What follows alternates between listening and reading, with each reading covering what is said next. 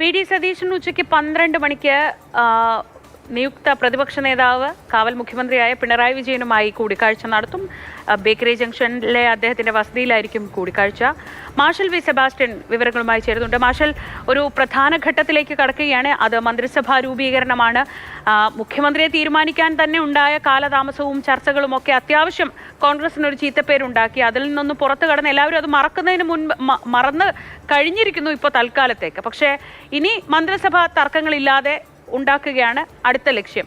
അതിനിടയിൽ ഈ നിർണായകമായ കൂടിക്കാഴ്ചകൾ, ഈ രമേശ് ചെന്നിത്തല ഇങ്ങനെ ഒരു നേർക്കുനേർ വരാതെ ഇങ്ങനെ മുങ്ങി നടക്കുന്നത് ആ നീര് അതിലൊരു കല്ലുകടിയാവുമോ?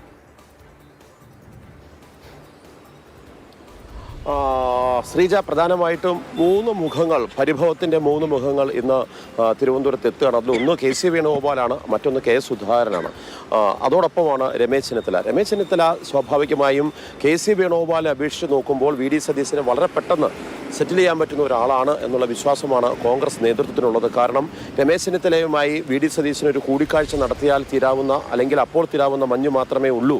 ആ മഞ്ഞുരുകാൻ അധികം സമയം വേണ്ടി വരില്ല എന്ന പ്രതീക്ഷയാണ്. പക്ഷേ ഇവിടെ ഏറ്റവും രസകരമായ കാര്യം, വി ഡി സതീശന് പിടികൊടുക്കാതെ രമേശ് ചെന്നിത്തല തെന്നി മാറുന്ന കാഴ്ചയാണ്. അത് ഇന്നലെ മുതൽ കണ്ടതാണ്.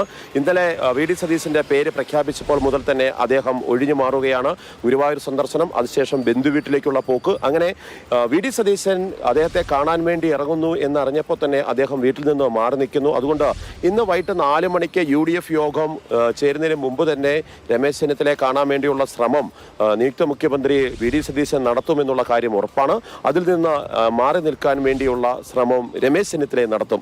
മറ്റൊരു സിനിമ ഡയലോഗ് പോലെ, എന്നെ കൊല്ലാൻ നിങ്ങൾ നോക്കും, രക്ഷപ്പെടാൻ ഞാനും എന്ന് പറഞ്ഞ പോലെ, എങ്ങനെയും വി ഡി സതീശൻ്റെ മുന്നിൽ പെടാതെ ഈ പ്രശ്നത്തിലേക്ക് കൃത്യമായൊരു പരിഹാരമാണ്, ആ ഒരു പ്രഷർ പൊളിറ്റിക്സ് ആണ് ഇപ്പോൾ പ്രധാനമായിട്ടും ഇദ്ദേഹം ഉപയോഗിച്ചുകൊണ്ടിരിക്കുന്നത്.